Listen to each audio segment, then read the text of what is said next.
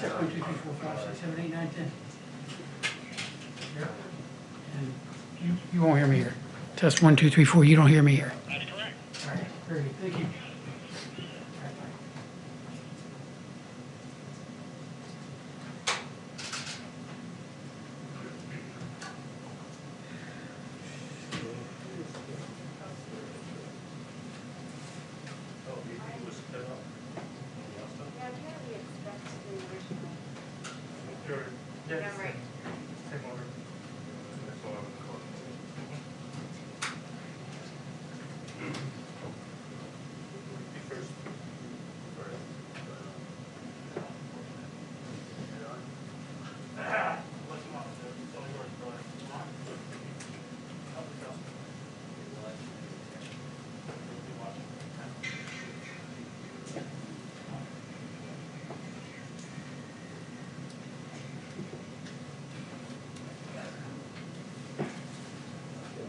All right. Okay.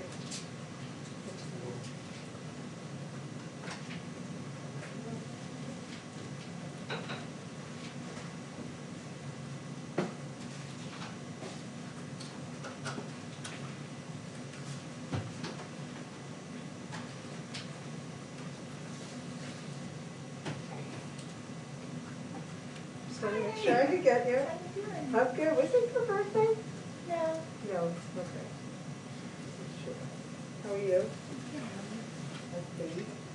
She's 2 now. So Oh. not so much a babe, Yeah, not so much of it. but very fun. Seemed like it was yesterday. I know. It's a waddling around here. I know my babe's almost 30. 2-minute warning on the press briefing. 2-minute warning on the press briefing. Thank you. I know that feels like it was yesterday too. 2 minutes. Sound alert. Yeah. Just tell him that she has her mic, which he already knows she has. Thank you.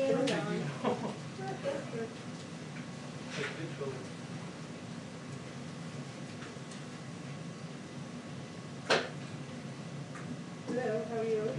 Oh, thank you.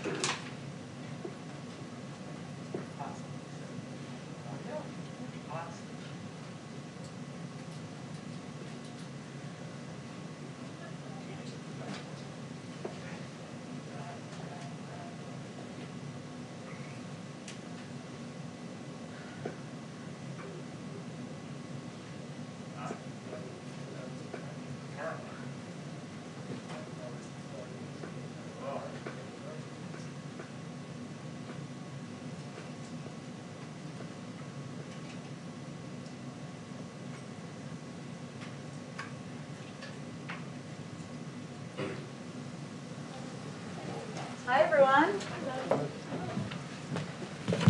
Well, we have another very special guest today. Today we are joined by the Secretary of Veterans Affairs, my former boss, Denis McDonough, who is working tirelessly to build and restore trust in the VA. As you all know, Secretary McDonough served as White House Chief of Staff in the Obama-Biden administration for 4 years. He also served in several roles on the National Security Council, including as Principal Deputy National Security Advisor.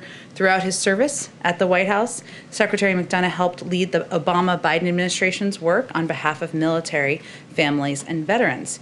He has a busy schedule, as all of our cabinet members do, but he has kindly agreed to also take a couple of questions after he speaks, and I will, as always, be the bad cop. Come on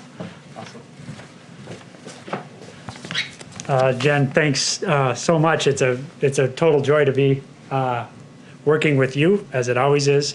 And good afternoon to everybody here. It's nice to see some old friendly faces. I want to obviously thank Jen for inviting me today to speak about the importance of the American Rescue Plan, particularly as it relates to its support to the VA to provide quality care to our veterans, especially during the very challenging pandemic.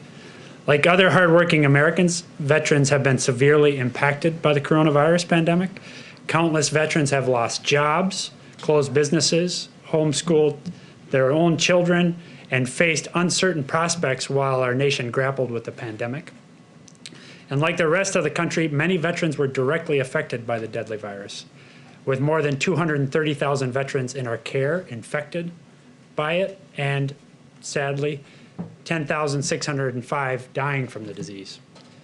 At the VA, we've risen to the challenge of combating this deadly pandemic. Our integrated healthcare system, the largest in the nation, has been running nonstop since the start of the pandemic to provide much needed care to infected veterans and vaccines to those most at risk. To date, more than 1.4 million veterans have been vaccinated, with more than half of them having gotten both vaccines. And we're making sure that equity is at the forefront of where and how we distribute vaccines. At the same time, we continue to deliver routine care while mitigating the spread of infection. VA is leading the country in standardizing the use of telehealth for routine doctor visits. We're partnering with community and service organizations so that vets do not forego checkups because of broadband limitations. Last year, for example, in March, VA averaged approximately 2,500 telehealth visits a day. Last month, February, we averaged nearly 45,000 such visits a day. As you can see, this is a major increase, and we need the funding in the ARP to sustain this op-tempo for our veterans so we can continue to push through the pandemic. Lastly, before getting into a little bit more detail on the health situation, the Veterans Benefits Administration continues to help veterans cope with the economic impact of the pandemic, from helping veterans avoid eviction and foreclosure to making sure that veterans can continue to rely on their GI Bill to pay for tuition. We make sure that VA can continue to adapt to these challenging times, and the President's American Rescue Plan will do just that. It will provide $17 billion in additional funding to VA, to include at least $13.5 billion to improve our ability to provide medical service to veterans affected by COVID, $272 million to cut through the backlog of disability claims, and help us manage the compensation exams that have access to which have worsened as a result of the pandemic, and $386 million to develop a rapid retraining program for veterans unemployed as a result of the pandemic. Now, let me just give you one other figure for you to consider. Since the start of the pandemic, 19 million appointments have been changed, canceled, or deferred as a result of the pandemic, 19 million. What we believe is, obviously we've been able to compensate for those through the telehealth platforms, but not for all of them. And as a result of deferred care, which we're actually seeing across the healthcare system, not just in VA, we're gonna see increased cost. And the ARP is critical to our ability to make sure that we can keep up with those demands of the increased cost. So our department remains fully committed, obviously, to fulfilling the sacred obligation that President Biden has made clear we have to those who serve in uniform. The rescue plan helps us deliver on that promise, especially in this unanticipated and significant time of crisis. We urge the Senate to pass the much-needed plan as soon as possible, and I thank you again, Jen, for the opportunity to be here with you. All right, go ahead, Jeff. Secretary, can you explain how veterans should go about looking as to where to sign up for vaccinations? Should they be going to the VA or should they be going to their states and localities? It's certainly been one of the trickiest parts of the vaccination process to figure out information on that. Yeah, so I want to start by telling, I think, what is a very positive story. Oftentimes you don't, at least we've not in the past been focused on good news stories about our scheduling process. Our scheduling process is actually working pretty well. And so the first answer, Jeff, is those veterans in our care, currently in the 75 and older and 65 and older, who are our particular focus at the moment, should be hearing from our schedulers. And our schedulers are in contact with them. And if you just take an example of the VA here in DC, they're moving through something, on some days, something like 80 veterans vaccinated in an hour. Now, that's obviously because of the vaccinators, it's because of the pharmacists, it's because of the nurses, but it's also because of the schedulers. And they're doing an amazing bit of work. So the first thing is they should be hearing from our schedulers. The second thing is we have a bunch of information on our website at va.gov, including how to get access to opportunities. And then we're working also with VSO partners and directly with veterans through even my office, whom we're hearing from, to make sure that they have the most recent information.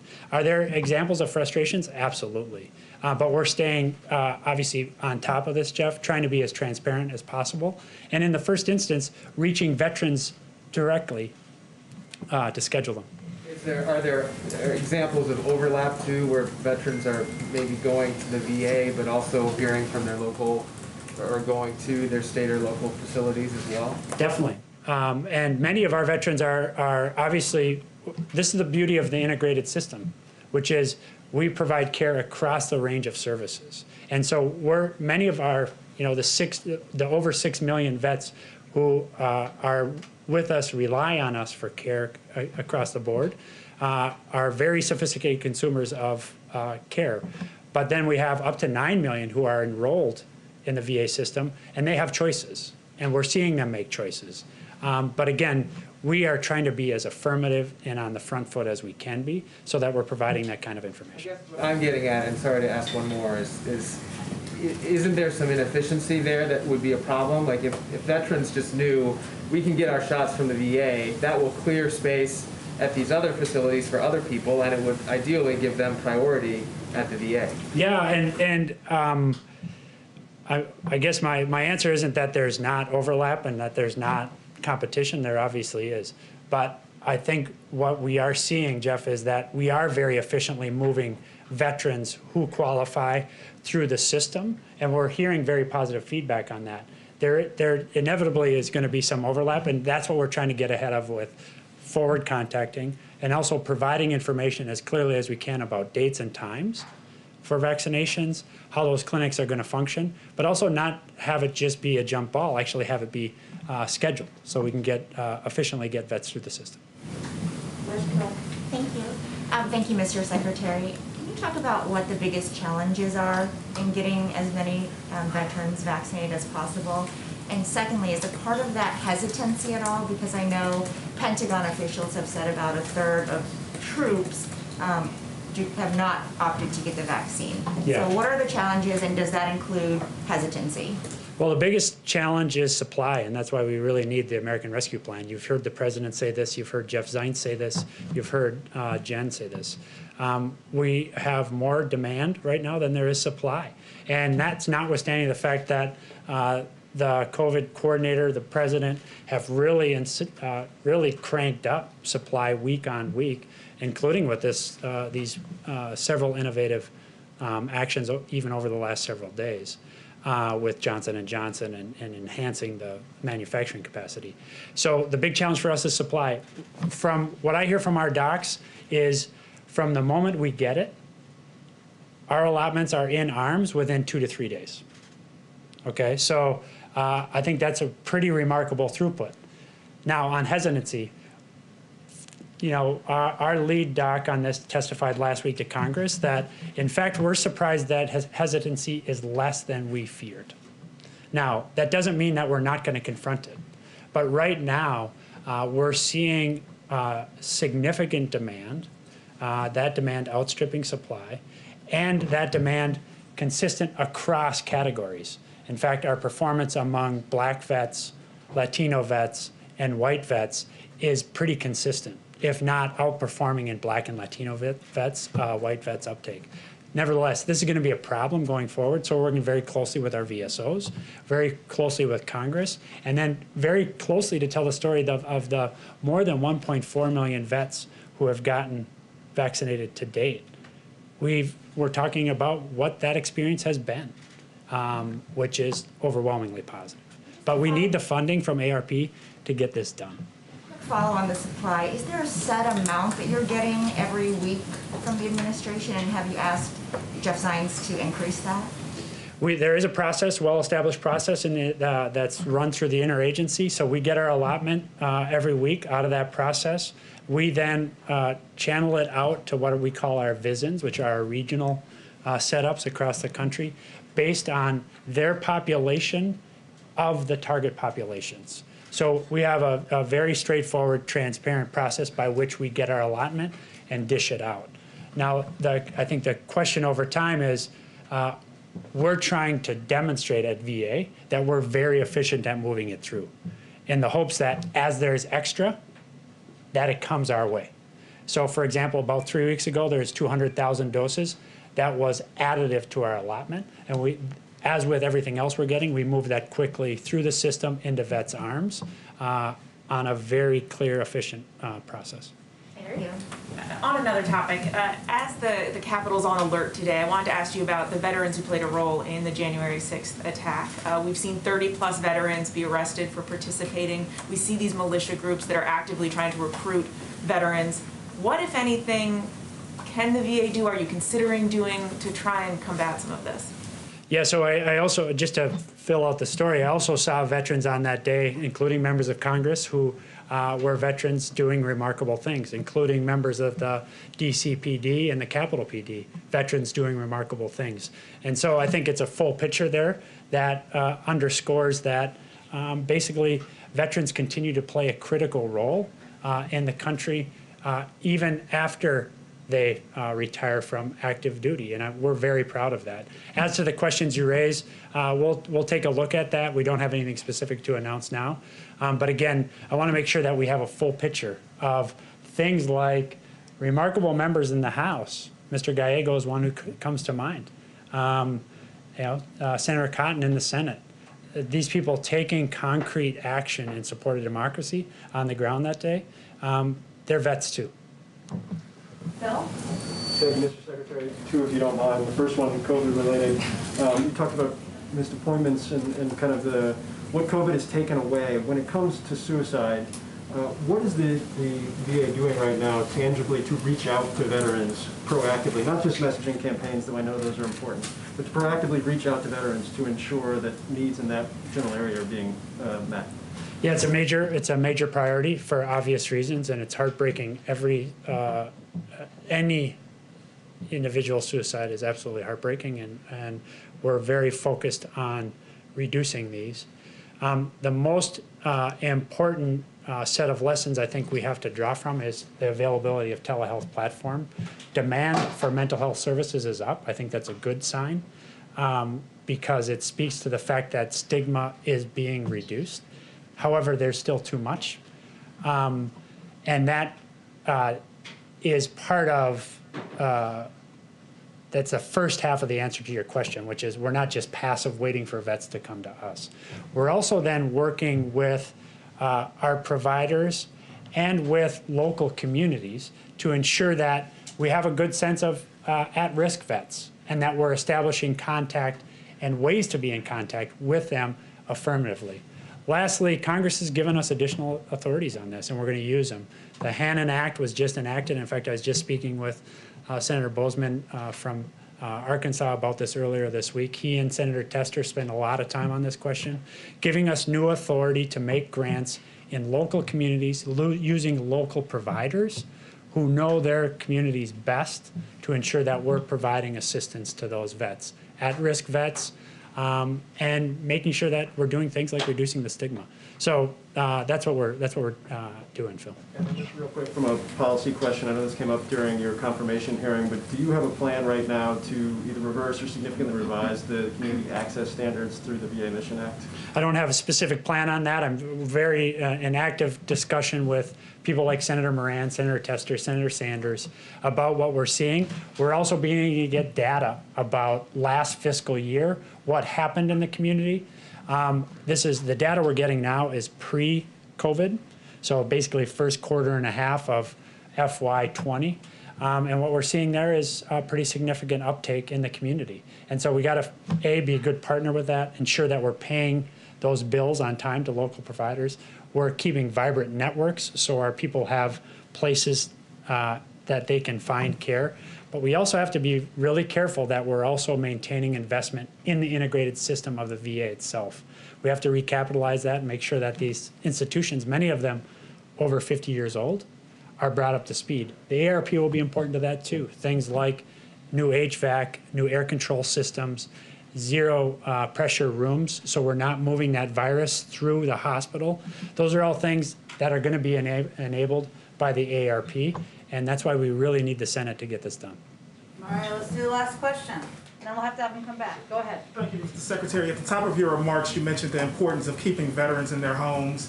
The moratorium on forbearance and foreclosures, of course, was extended through June. Yes. Do you think it should be extended further? Well, we'll take a look at that, and we're taking a look at a lot of those things. Incidentally and importantly, in the ARP is additional funding for homelessness programming. We know that this continues to bedevil us as a country. It's an outrage any night that any vet is homeless. We're, over the last 10 years, down 50% on those numbers, but they're creeping back up as a result of the pandemic. And 50%, while progress, is nowhere near where we need to be. So we need that funding in the ARP. Thank you so much, Secretary McDonough. Thank you. Have to come back. Yeah, thank you very much. It's great to see everybody. Thank you. All right, a couple of other things at the top. As you all saw, many of you reported on this morning, the numbers from the Labor Department out show the 50th week in a row with new unemployment claims claims exceeded their pre-pandemic high. Hundreds of thousands of Americans are continuing to struggle in this economy. We can't get numb to what this represents. These are moms and dads, friends and neighbors who will now have to worry about how they'll support families, put food on the table, and make ends meet in the midst of a pandemic. This also underscores the need for Congress to move quickly to pass the American Rescue Plan to get $1,400 checks to the American people. You may have also seen today, if you're covering economic issues, I should say, that the Treasury Department announced a new program called Emergency Capital Investment Program, called the Emergency Capital Investment Program. Through this program, Treasury will make a $9 billion investment in community financial institutions that have a track record in investing in financially underserved communities, which have been particularly hurt by the pandemic. This support will bolster these institutions so they can continue to play important roles in fostering financial inclusion for communities that have been shut out for far too long. This program is one component of Treasury's efforts to combat economic inequality. This one announced today is one of 3 Treasury programs totaling about $12 billion. As you also know, in an hour or so, the President, the Vice President, and the Secretary of Transportation will meet with bipartisan members of the House Transportation and Infrastructure Committee. This meeting is meant to build on the conversation the President had with a bipartisan group of senators on February 11th. Investing in our nation's infrastructure is a top priority for the President, something he's talked about as a part of his Build Back Better agenda, also back to when he was Vice President, serving in the last Democratic administration. He believes we have to rebuild our crumbling roads and bridges, improve our communities, and create good union jobs for Americans. Chris also tells me he'll get Secretary Buttigieg here to talk to all of you, so we're relying on him for that. One last piece, I can't remember who it was, but somebody in here asked about Mississippi and the water situation on the ground in Mississippi. So as I mentioned we followed up with our FEMA team. We're of course continuing to closely monitor the situation in Jackson, Mississippi. We're not currently tracking any requests for federal assistance through FEMA from the governor, which is how of course that process works as it relates to Jackson. The Mississippi State National Guard has numerous water distribution sites in place, and the federal government, including the EPA, remains in close touch with the governor and mayor to offer support. Alex, why don't you kick us off? Sure, thanks, Jen. Two questions. Let's start with international. What is the U.S. doing to help free AP journalist Tin Zan and other journalists detained in Myanmar, including the ongoing crackdown against protesters there? Has there been any outreach to authorities there, and what's been the response? Well, I will say first that the detainment of journalists, the targeting of journalists and dissidents is certainly something that is of great concern to the President, to the Secretary of State, and to every member of our administration. And certainly this issue has been raised the issue broadly is raised in virtually every diplomatic conversation that members of our team have. As you're very familiar with, the situation on the ground in Burma is troubling. We've obviously been working closely with our partners in the region. We've taken sanction steps, as you know, to send a clear message that it's unacceptable. I don't have any diplomatic conversations to update you on. Those would likely happen through the State Department, so I would certainly suggest you reach out to them directly. And then domestically, we've seen a couple of high-profile IG reports out this week about former Trump officials. Does the President believe that Inspector Generals should continue to investigate and potentially pursue punitive measures against these Trump officials that are no longer in office, or does he think it's time to turn the page? Well, as you know, the Department of Transportation Officer of Inspector General initiated the investigation into the former secretary during the Trump administration and completed the investigation under the leadership of a Trump-appointed Inspector General. The Inspector Generals across agencies are independent for a reason, and we certainly respect their role in moving forward or seeing those investigations through as they see fit. Go ahead, Mary. The governor of Mississippi has responded to the president's comments yesterday, and he seems to have taken offense at some of the president's language.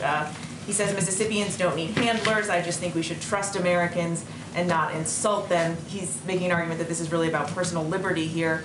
Does the president have any second thoughts about the language that he used yesterday, and how does comparing someone to a Neanderthal help convince them to change course and get on board with your public health message? The behavior of a Neanderthal, just to be very clear, the behavior of. Look, I think the president, what everybody saw yesterday was a reflection of his frustration and exasperation, which I think many American people have, that for almost a year now, people across the country have sacrificed. And many times they haven't had information they need from the federal government. They haven't had access to a greater understanding of what the public health guidelines should look like.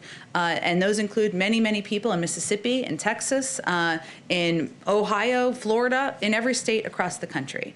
And he believes that with more than 500,000 Americans' lives lost, with families that continue to suffer, that it's imperative that people listen across the country, whether they live in a red state or a blue state, to the guidance of public health experts. At the same time, you've watched the president closely for some time, Mary, as you all have. He's going to engage with and talk with people who disagree with him on a range of issues, including this one. But he believes that if we're going to get this pandemic under control, we need to follow public health guidelines. He simply was asked the American people to abide by wearing masks for 100 days. We're at about day 40. Are we at day 40? Around there. 60 more days. That's what he's asking, and he's certainly hopeful that businesses and people across the country will continue to do that. Has he reached out to Governors Reeves and Abbott to convince them to try and change course here?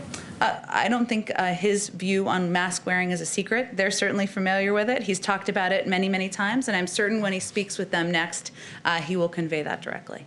The president has said that he hopes, he's hopeful that by this time next year we may be getting some semblance of normalcy again. Mm-hmm. Is there a concern that as we see states like Mississippi and Texas take these actions, if others follow suit, that could shift the timeline, that a few states could set back the timeline here?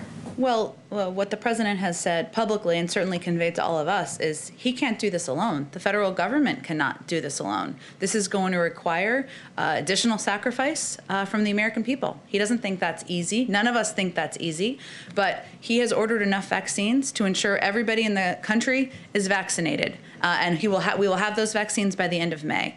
But it will require ongoing social distancing, ongoing mask wearing, as we've been talking about, and it will also require the American people getting the vaccine. He can't force individuals to do that. So he can just project the recommendations of public health officials. He can take steps, as he has over the last couple of days, to ensure that communities are prioritized who are playing key roles in society, but he can't do it on behalf of the public, and it is going to require the public to play an important and vital role here too. Just one question on vaccines. The president has been pretty critical of the prior administration's handling of this pandemic, saying you inherited a mess here. But when it comes to vaccinations, you are following some of the same playbook here. So does the prior administration deserve some credit for laying the groundwork?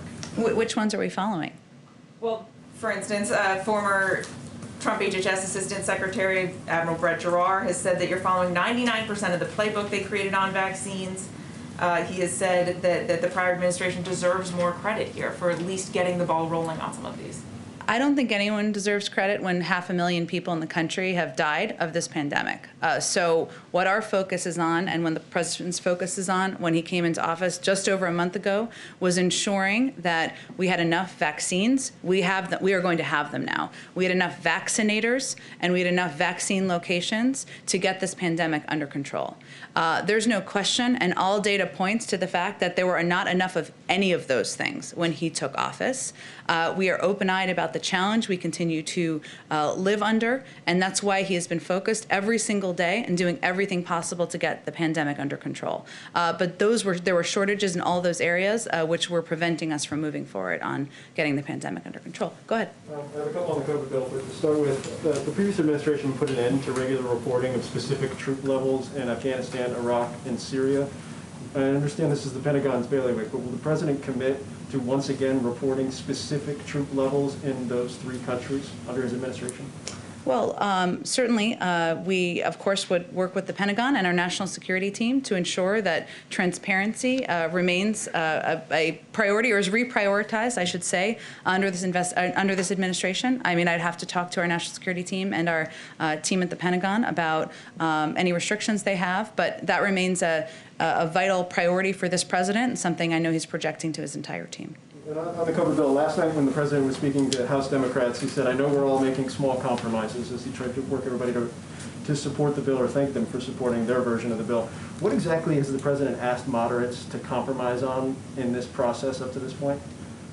You'd have to ask them that question. The president has been clear that he is unmovable on the size of the package, $1.9 trillion. And as you know from covering the Hill, that was a size that some expressed concern about. He has been unmovable about his view that Americans who need help the most should get $1,400 checks. There were some who spoke openly about their concern about that. And he has been very clear that state and local governments need assistance now to keep cops on the beat, to keep teachers, to keep firefighters employed, and to keep state and local governments functioning. I'm sure there may be other issues that they have concerns about. I'll let them speak to that. But he has been insistent that the scope of the challenge requires this size of a package. And in order to address these twin crises that we're facing, it needs to have these key components included. And then the last one, again, from the president last night to House Democrats. He made the point to them that this will make everything more possible to get done. I think I'm quoting properly there. Passing this now. Is that the kind of theory of the case here? You get this done at this scale, and all of a sudden some of the difficulties you may have in the U.S. Senate become less so because people see that you were able to produce? I just want to make sure that I understand kind of his thought process going forward. I'm not sure what the context of that comment was. Can you tell me more of the context of it? Yeah, I don't have the full thing in front of me. Sorry about that. I was just struck because he said, I will paraphrase. I promise I'm being accurate when I paraphrase this. That the idea being that if they get this done, there will be more trust in government. And if there's more trust in government, therefore, people will be willing to get behind maybe the priorities that House Democrats have going forward, whether that's on infrastructure, whether that's on climate, any of those things. He didn't list those off. And so I guess that's my question is, does the administration look at the American Rescue Plan and say, this is our springboard to doing even more broad-based, more bold, in the words of the administration, legislative proposals in the future? We don't look at it through as political legislative of a lens as you just outlined, but I will say that the president came into office knowing that getting the pandemic under control helping address and put people back to work, the millions and millions of Americans who are struggling to make ends meet, the 1 in 7 American families that can't put food on the table, that he knew that those would be his top 2 priorities, his top 1, 2, 3, 4, pandemic, economic recovery, pandemic, economic recovery. And that is what this package is meant to help address. And what I've heard him say, and this sounds consistent with that, while I don't know the full context of this, is that of course he wants to build his agenda beyond getting the pandemic under control, beyond addressing and stemming the tide of an economic crisis, because he believes that investing in infrastructure is imperative and long overdue. He believes that modernizing our immigration system is long overdue and is good for the American people, good for our economy. He believes there needs to be more done for caregiving. He believes we need to do more to protect our health, to ensure more people have access to health care. So there's no question that he views the early part of his presidency as focused on these twin crises, but he is hardly going to be done with his agenda and work once we have this package signed into law. Go ahead, Maria. Thanks, Jen. Does the president believe that the House Ways and Means Committee should be able to obtain Donald Trump's tax returns? We certainly leave that up to them. The president spoke about this on the campaign trail, but his focus at this point is not looking backward at the former guy, as he has called him in the past. But yesterday, the Treasury and the administration at large asked for more time on how to respond to the subpoena. He won't weigh in on that, the president? We'll leave it to the Treasury Department and Department of Justice, and our focus is on getting relief to the American people, on getting the pandemic under control. That's keeping us pretty busy, so we'll leave that work to others in the federal government and in Congress. Go ahead. One more, if I can, economic based. Sure. Gasoline prices are approaching $3 per gallon for the first time since 2014. Americans, as you well know, are cash strapped. Is the president planning to intervene somehow? OPEC Plus came out this morning and said that they were going to limit supply. Does the president plan to intervene somehow, maybe call the Saudi government, Russia, anything in the toolbox to rein in the gas prices? I don't have anything on that to preview for you. I will say, since you've given me sort of an opportunity and opening here, is that there's been a lot of reporting on what kind of relief would come out of the American Rescue Plan, something that can help address a range of issues the American people are having, whether it's the cost of gas or it's the inability or concern about getting food on the table. So let me just take this opportunity to lay out some of the specific numbers our NEC team, I love number crunchers, crunched for all of you. So under the Senate version of the bill, 158.5 million households are going to receive direct payments. That's 98% of the households who received them in December. And in the previous round of relief, that 2% sliver all received checks smaller than $600, in some cases as small as $100, because as you all know, it was scaled down after a certain income rate. Under the rescue plan, almost all of these 158.5 million households are going to receive checks that are more than twice the size of the previous round, not to mention the 66 million kids who will benefit from the expanded child tax credit and 17 million adults who will benefit from the expanded earned income tax credit, because of course there are many tax components, as you all know, in addition to the direct checks that are included in this package. So just wanted to give a little number crunching laydown. Go ahead, Jeff. Jen, going back to Texas and Mississippi, is the White House concerned and the COVID team concerned that the loosening or lifting of restrictions in those states will lead to these COVID variants to spread more?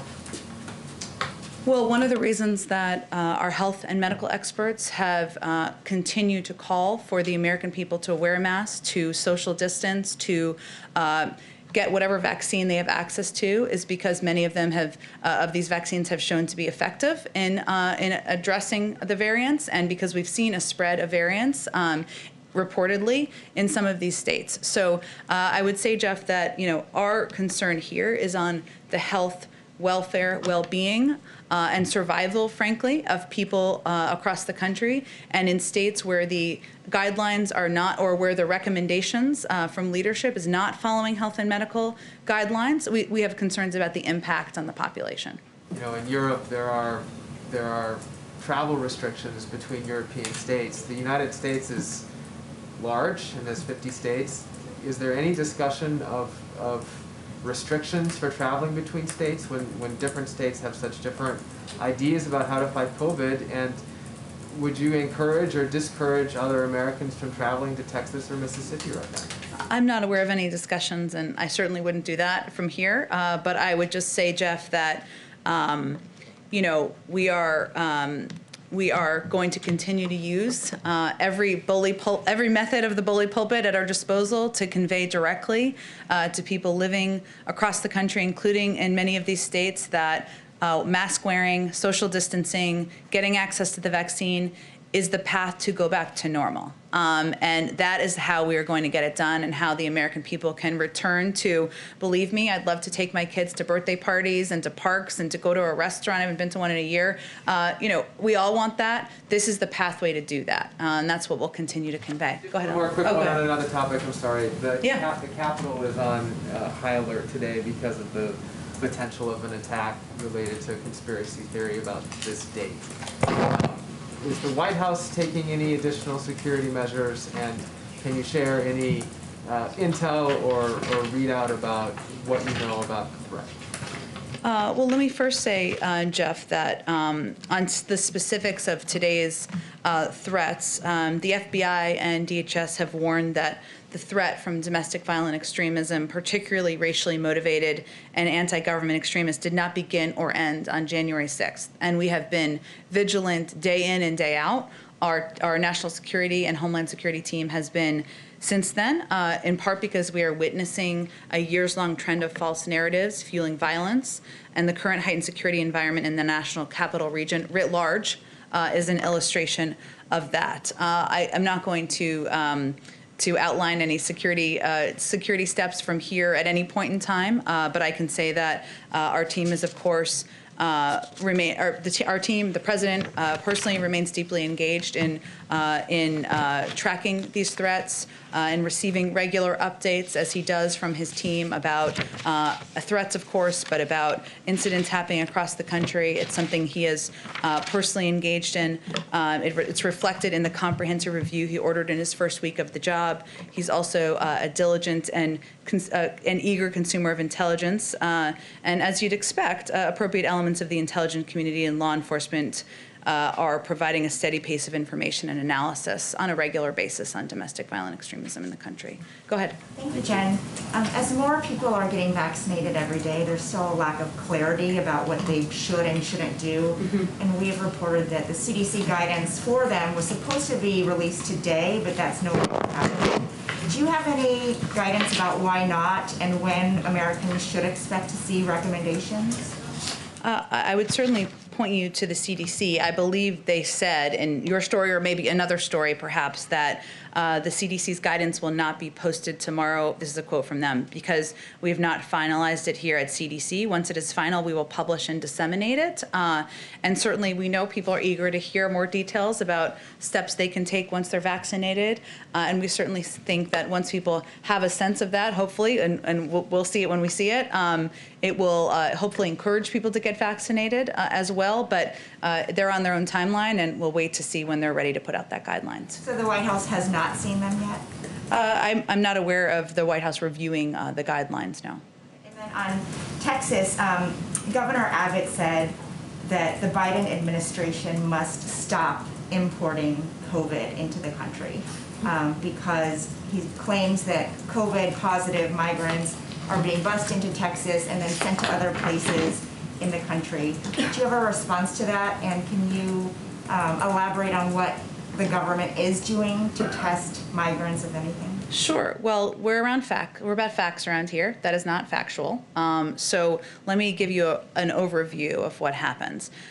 When migrants are placed in alternatives to detention, their COVID-19 testing, our policy is for COVID-19 testing to be done at the state and local level and with the help of NGOs and local governments. And that certainly is something that our policy is to have that be done, concluded, before they are even moved to go stay with family members or others they may know while their cases are being adjudicated. And of course, our guidance to anyone, regardless of status, is testing positive for COVID COVID-19 or experiencing COVID-like symptoms is, to social distance, to wear a mask, and seek medical attention as needed. But, in general, our approach and our policy is to work with local governments, work with NGOs to have testing, to ensure these migrants are tested, and that can take place, and that steps for isolation, quarantining, and medical care can be taken should that be needed. Is there a reason why the burden is on state and local jurisdictions to do the testing and not the federal government? Well, many of these NGOs have stepped in to help ensure that these steps can be taken. Many of these NGOs have also, if quarantining or isolation is needed, have even reserved hotel blocks in some cases, and you certainly have to talk to some of them about the steps they take. But obviously, their assistance allows the federal government to, work with local communities to get this done. Thank you. Just one more question on migrants, specifically unaccompanied minors who continue to come to the border every day. We've reported that 96% of the HHS beds are already accounted for. Is the administration planning to open new influx facilities specifically for these children, and maybe at military bases or installations like we've seen in the past? Well, I'm not in a position to confirm the specific numbers. I can say that there are, of course, a large number of unaccompanied minors who are coming across the border. And as you know, because we've talked about it in here, we believe that the humane approach is to treat these kids with humanity and ensure that they have a safe place to be. Well, I don't have anything to preview for you in terms of considerations underway at this point in time, but obviously we recognize that with the number that are coming in and the limited facilities we have and our desire to abide by COVID protocols, that it's a policy process that is imperative and a priority for this administration. Go ahead. Senate Republicans have made pretty clear that they intend to block major Democratic legislation. Given what the president has said about that, has he given more thought to the filibuster and making changes to that? Is he having discussions on that front? Which piece of legislation are they intending to block? H.R. 1, policing reform. There's some union-related legislation that the House is looking at next week. Well, our view is that voting rights, addressing needed reforms of unions, that moving forward on a number of long overdue policy efforts by Congress is too important to prejudge what the outcome will be. And we've certainly seen the threats by some in Congress, but we're going to continue to work to see if there's a bipartisan path forward. So he is not considering looking at the filibuster, pressing his Senate colleagues? His policy has not changed on that issue. He believes that there is a path forward to work with Democrats and Republicans to get business done for the American people, and he'll continue to make that case. And secondly, why hasn't the president signed the paperwork to raise the refugee cap? The State Department has been booking flights, but has since canceled those. Well, I would refer you to the State Department. I know that they have to have systems in place in order to implement policies like that, but will have more details on where things stand. And just lastly, on H.R. 1, it includes some restrictions on so-called dark money, secret money. The president, his allies have just formed an outside group. Will he instruct them to make those donors to that group public rather than keeping them secret? Well, I'm not sure he's in the position to instruct them. That's not the relationship we have, but he certainly can. I would refer you to them on what their policy is going to be for making donors public. He can make his position known, though, right? And he's spoken to this issue in the past, but I don't have anything I would point you to the outside group for any further comment on that. Go ahead, Ashley. Thanks, Jen. A few questions. There were a few late changes in the COVID relief bill that could help several states, including Alaska, by increasing funding for lower population states, as well as adding money for tourism and seafood processors. Did President Biden sign off on these changes personally, and was this aimed at all at getting Senator Murkowski to support the bill? I would say the majority of negotiations at this point are between senators themselves in Congress, and that's where the discussions are. Of course, the president is engaged with members, as you know, who are here sometimes in the Oval Office, who he talks to on the phone, but I'm not going to outline any more particulars for you other than the majority of negotiation is between senators in Congress. And on Schools, we know the administration's goal for the first 100 days.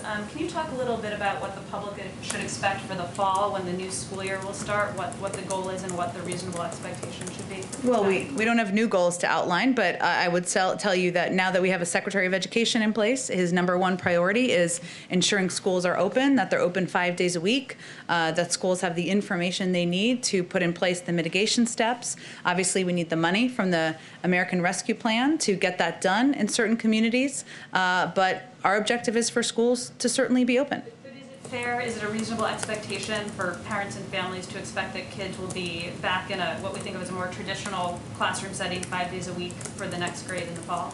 Well, that certainly is our hope and our objective, but the Secretary of Education is going to be leading this effort. He's going to have a summit he's announced. He's going to be working closely to help school districts work with them to implement these guidelines that have been put out by the CDC, and so I expect he'll have more to say on it. And lastly, how quickly does President Biden plan to move to name a replacement for Neera Tanden? I don't expect to have an announcement this week. Beyond that, I don't have anything to preview for you. I would say our focus right now is on getting the nearly half a dozen cabinet nominees, including our nominee to be the Attorney General of the United States, through Congress, because those are essential roles we need to have in place leading these departments. As you know, he's nominated an incredibly qualified and well-respected woman, Shalanda Young, to be the deputy at OMB, and we're certainly hopeful Congress will move forward on that, and then she would be in a place to be the acting head while we go through the process of nominating a replacement for Neera. Go ahead.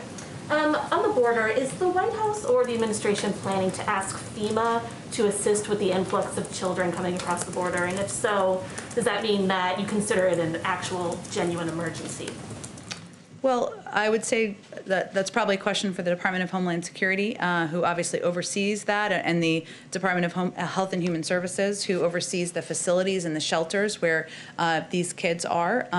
Certainly, one of our concerns is that there is, as we were talking about earlier, an influx of kids at a rate and a pace that is going to require us to, make considerations about where we're going to safely house them, and that is something that is under discussion in the administration, but I don't have any. I would just send you to them, who oversee the Department of Homeland Security, oversees the process. And in the current stimulus proposal, the child tax credit is expanded temporarily from $2,000 to $3,000. Would the president support making that expansion permanent, or any of the other temporary expansions in the bill permanent?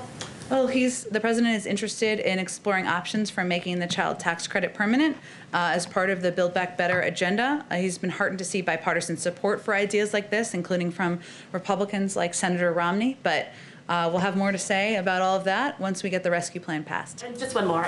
The president has traveled back to Wilmington a couple of times since taking office. The CDC does still urge people not to travel for personal reasons. Obviously, presidential travel is very different than commercial travel, but should the president be doing more to set an example about personal travel during the pandemic?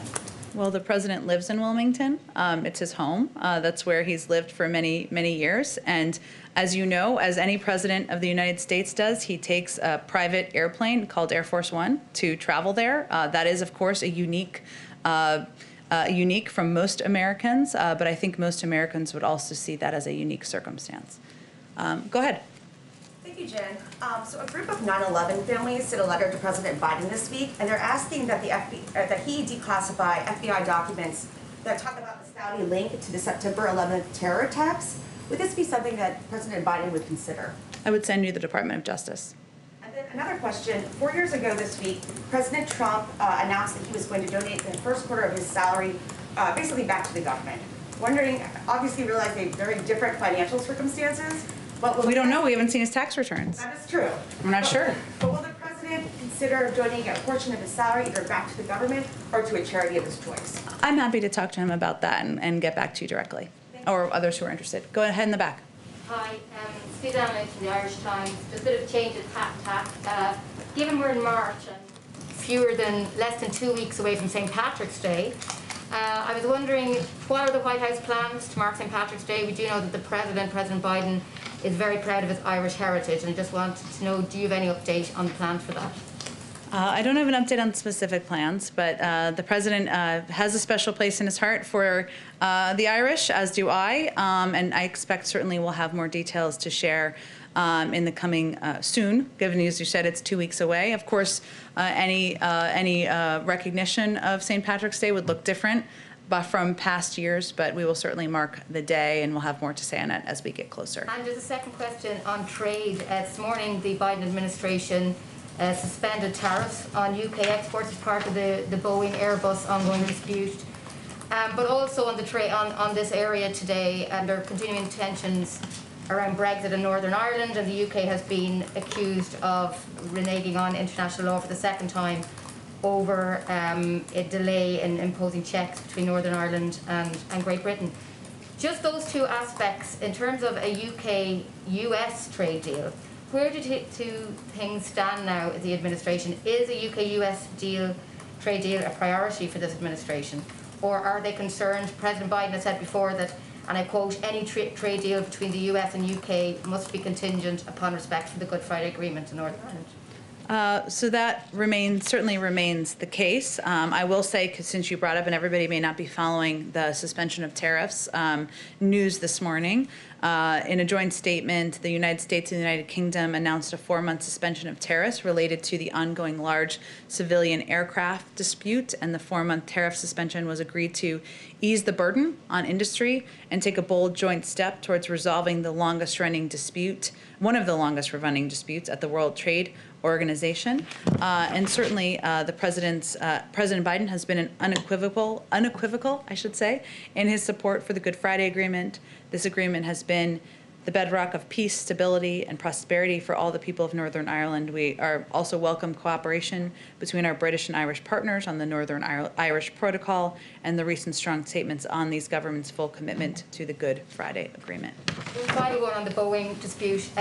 The fact that the UK has moved to suspend these tariffs on UK exports, is this a sign that the US is prepared to reach some kind of negotiated settlement with the EU on the tariffs on this very long-running disagreement over Boeing and Airbus? I don't have anything to preview for you on that. This is just, of course, an announcement made this morning. It was meant to de-escalate the issue and create space for a negotiated settlement to the Airbus and Boeing disputes. But in terms of additional steps, I don't have anything to preview for you. Go ahead. Thank you, Jen. You mentioned earlier on masks. You referenced the president's frustration and exasperation with people who are not following the science.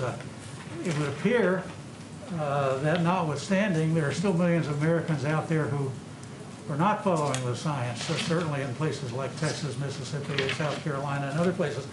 So I'm wondering, why doesn't the president consider ratcheting up his rhetoric beyond Neanderthal and personalizing his concern? Why doesn't, for example, why doesn't he think about saying, folks, here's the deal.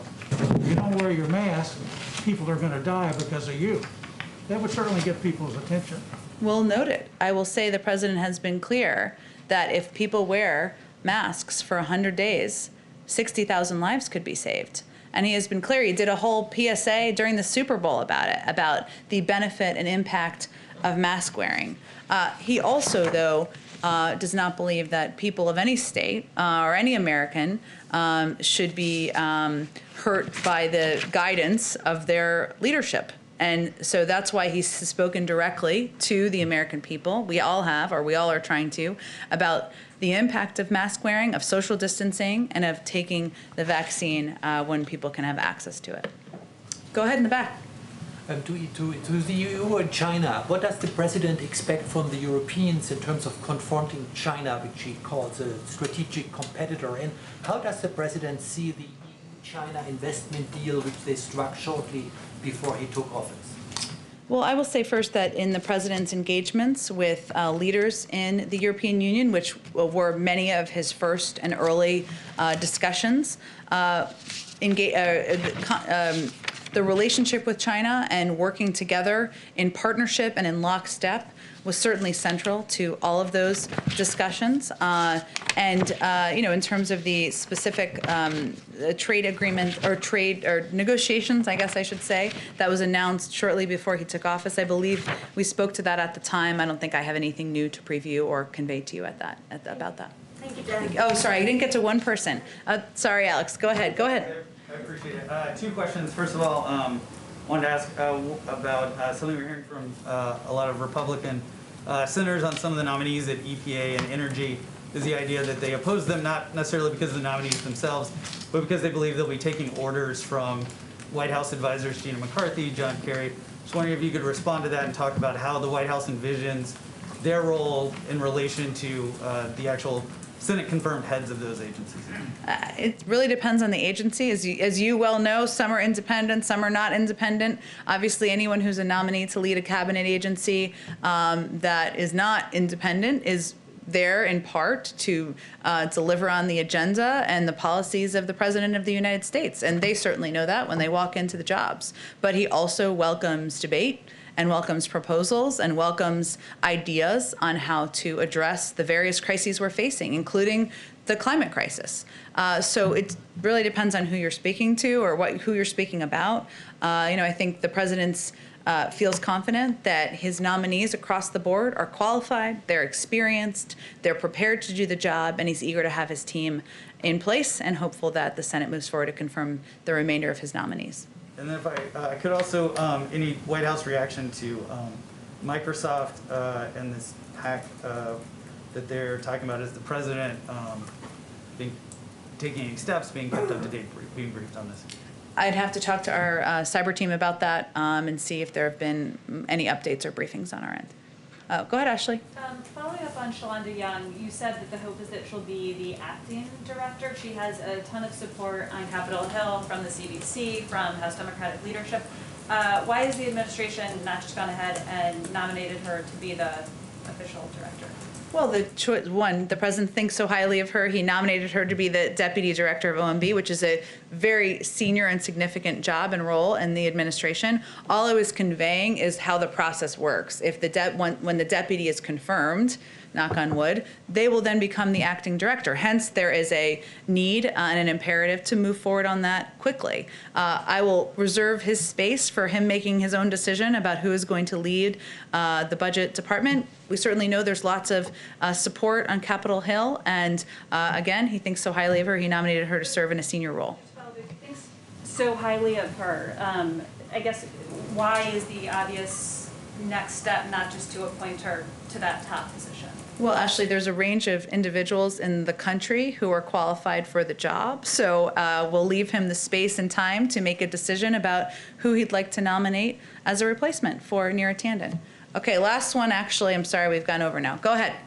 Jen, just a quick follow-up. Did the president directly speak to Alabama Governor Kay Ivey, who's actually said that she's going to extend her? She did, and I meant to raise that. I'm not aware of a direct conversation between them today. Obviously, the president's view and his support for the mask mandate and encouraging people to wear masks, given the advice of his health and medical experts, is well known. It's something he's raised on calls with governors. Our health and COVID team has raised on calls with governors, but I'm not aware of a direct call between them today. Do you know if he's talked to any other Republicans who might be flirting with this idea of opening prematurely? I don't have any other calls to read out for you at this point in time. Thanks so much, everyone.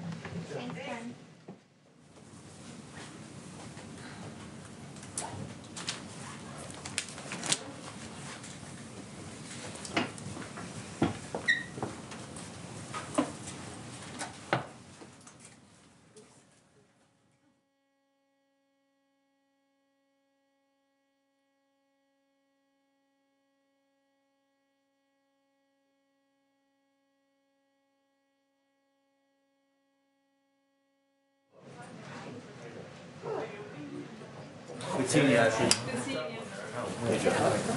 Are you sticking around?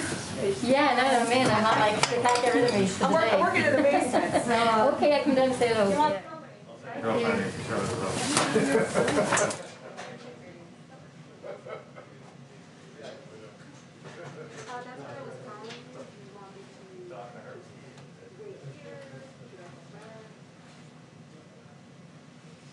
Stay here. Okay, I'll do that. Yeah. Okay, I'll do that, that's gonna be open.